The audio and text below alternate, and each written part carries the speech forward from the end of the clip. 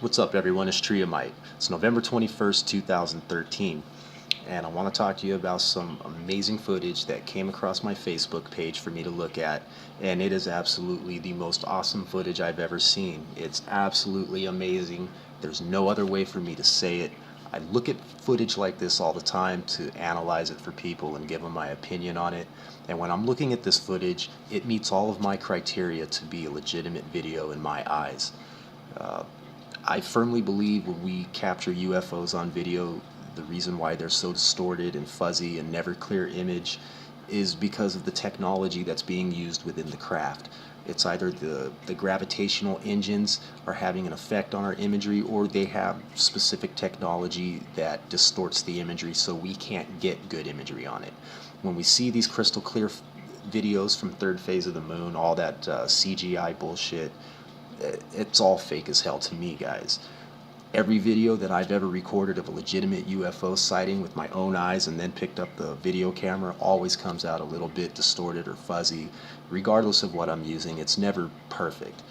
So when I'm looking at this video, that part is meeting the criteria.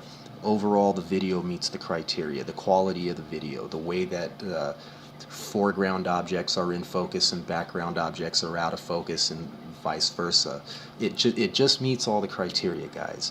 So I want to play it for you, and it's just a subject that's very near to me. I've witnessed this personally as it came over Arizona into New Mexico and Texas, and it entered in pieces. I did not witness a solid object enter and then break up. I witnessed pieces entering, and then more pieces coming off of the pieces. And that's what I saw right here from my own backyard. So this subject to me is very near to my heart because it was the second space shuttle disaster that I witnessed live with my own eyes. I also witnessed the Challenger. So let me play this footage for you guys, and then I'm going to come back and analyze a little bit of it for you. But before the video starts the roll of the actual footage, there's a couple paragraphs in here that was tagged along with the footage that I want you guys to read. So I hope you enjoy it.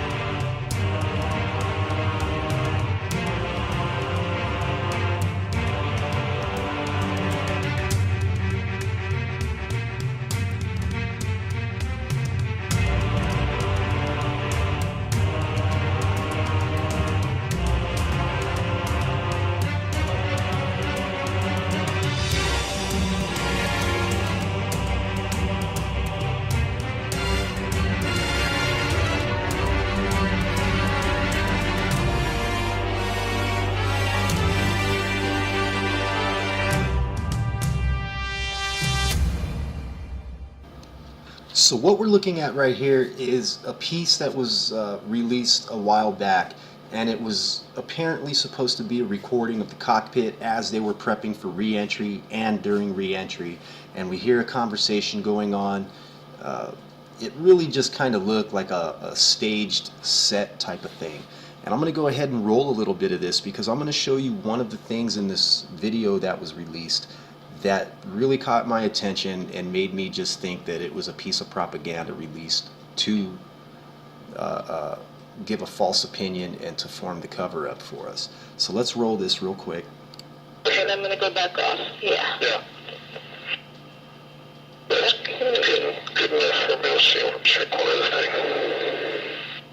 Now notice the guy with the camera.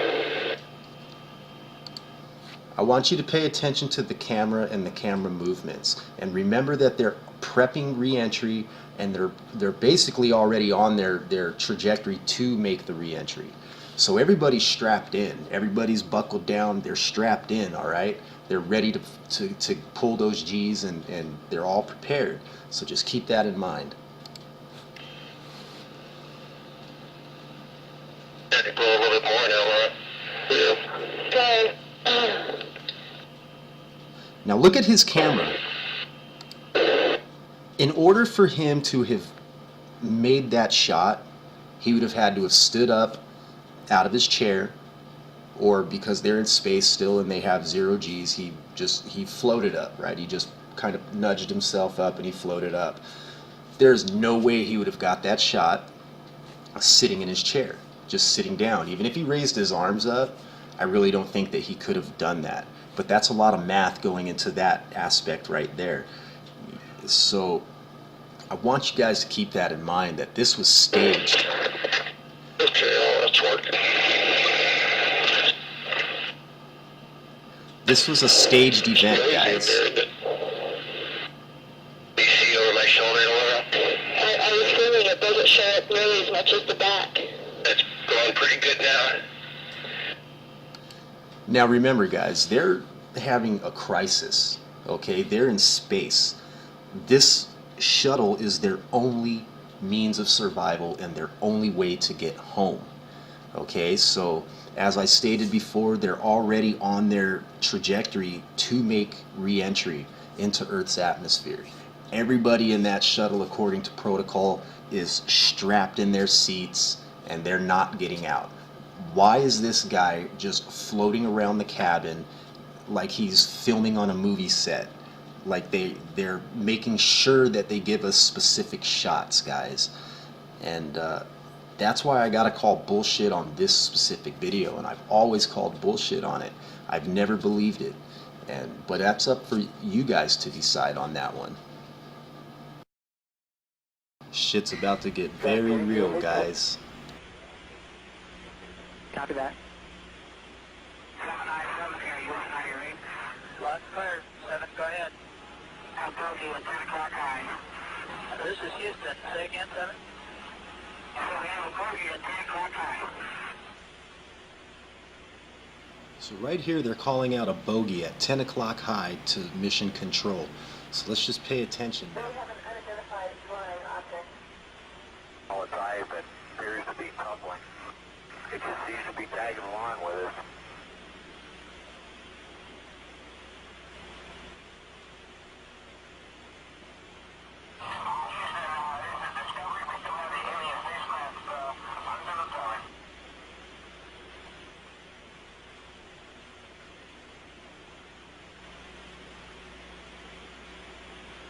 Yeah, Houston, we got somebody out the front window with a pair of binoculars and a zoom lens. We're trying to get a pretty good idea on this thing. And we copy that.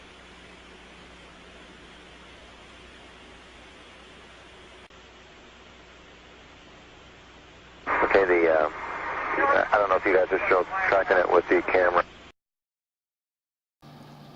Now right here, they were trying to focus their camera in on the space station, so when they swung it over to the object, it would be in focus with no fumbling around, and the transmission cut. Now we have mission control coming on, talking about they're losing this, they're losing all these different telemetries, and it wasn't all at once. They didn't lose all telemetry all at once. It didn't just explode in one big bang. There was multiple explosions throughout the ship because things were failing seconds apart from each other. And when we get when we're getting telemetry, we can tell down to the nanosecond what happened, right up until the point where the image where the telemetry stops. So let's listen to everything that's being said here, and I want you to really pay attention to this video, guys, because this is the type of video that I'm talking about that meets all my criteria to tell me that this is a 100% legitimate video. Flight Max. Go. We just lost tire pressure on left outboard and left inboard, both tires. FYI, I've just lost 4 separate temperature transducers on the left side of the vehicle, hydraulic return temperatures. 4 high return temps? To the left outboard and left inboard elevons. Okay, is there anything common to them, DSC or MDM or anything? I mean, you're telling me you lost them all at exactly the same time? No, not exactly. They were within probably 4 or 5 seconds of each other. Okay. Where are those? Where is that instrumentation located? All 4 of them are located in the aft part of the left wing, right in front of the elevon actuators. And there is no commonality. No commonality. And there's no commonality between all these tire pressure instrumentations and the hydraulic return instrumentations? No, sir, there's not. We've also lost the nose gear down talkback and the right main gear down talkback. Nose gear and right main gear down talkbacks? Yes, sir. In flight econ? Econ. I've got 4 temperature sensors on the bottom line data that are off scale low. Columbia. So here's where I start to have a problem with some of this video, guys, because I'm going to show you a picture right here. This is STS107 on takeoff for that mission. Now we're looking at the left side of the shuttle, and if you pay attention, you look where it says United States and we see the flag. We see the United States flag, and then we see United States. Now after United States, we do not see anything. It's just blank white. There's no logo there, no nothing. In the video, we have a NASA logo there. Now you're going to ask me, how do you know you're looking at the right part of the craft? Well, I'm going to show you right now. In this picture, we have the flag and then United States. On the takeoff picture, we have the flag, we have United States. How do I know that that matches the left side of the craft? Because on the right side of the craft, as seen in this picture on a previous landing, we have United States, then we have the flag. It's reversed, guys. So I know for a fact that we're looking at the left side of a shuttlecraft. And I know for a fact that the flag on the left side of the shuttlecraft indicates to me that what we're seeing on the left side of our screen is going towards the front of the craft, and the right side of the screen would be the back of the craft. Either way that we look at it, I can find no NASA logo on STS107 in any of the official photos. Is that a deal breaker? Not really, but it is something to think about, guys. It's something to really, really think about when we're looking at this footage. As real and as convincing as it looks, we have to keep this into consideration.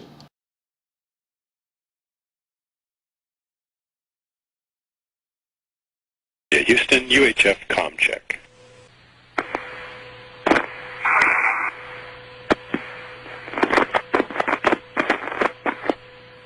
Columbia, Houston, UHF comm check.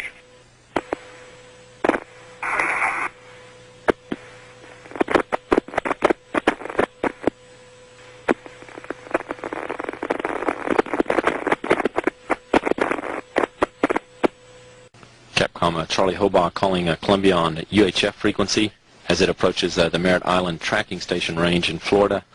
Communications with Columbia were lost at about 8 a.m. Central Time, about 10 minutes ago.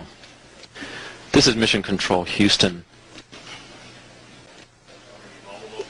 Any debris that is located in the vicinity of the north central Texas area that may be related to the shuttle contingency should be reported to local law enforcement, who will then report to NASA. It should be avoided. Debris could be potentially hazardous due to toxic substances that are used as propellants on the space shuttle. Flight controllers here are securing all information and notes and data pertinent to the scheduled descent and landing of the shuttle today as part of contingency procedures. Search and rescue teams in the Dallas-Fort Worth Columbia, Houston, area UHF have been ComCheck. alerted.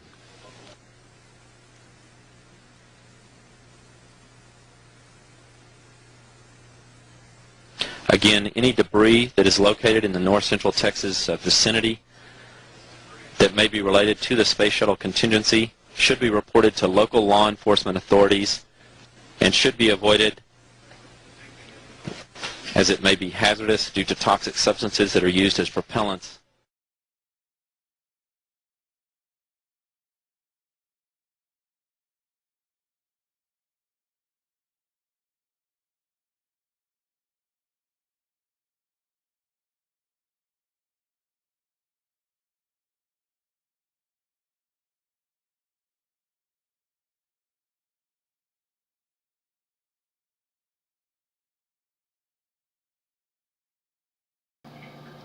What's up, everyone? It's Triamite. It's November 21st, 2013, and I want to talk to you about some camera always comes out a little bit distorted or fuzzy. Regardless of what I'm using, it's never perfect. So when I'm looking at this video, that part is meeting the criteria. Overall, the video meets the criteria, the quality of the video, the way that foreground objects are in focus and background objects are out of focus. Specific technology that distorts the imagery so we can't get good imagery on it. When we see these crystal clear videos from third phase of the moon, all that CGI bullshit, it's all fake as hell to me, guys. Every video that I've ever recorded of a legitimate UFO sighting with my own eyes and then picked up the video, amazing footage that came across my Facebook page for me to look at, and it is absolutely the most awesome footage I've ever seen. It's absolutely amazing. There's no other way for me to say it. I look at footage like this all the time to analyze it for people and give them my opinion on it. And when I'm looking at this footage, it meets all of my criteria to be a legitimate video in my eyes. I firmly believe when we capture UFOs on video, the reason why they're so distorted and fuzzy and never clear image is because of the technology that's being used within the craft. It's either the gravitational engines are having an effect on our imagery, or they have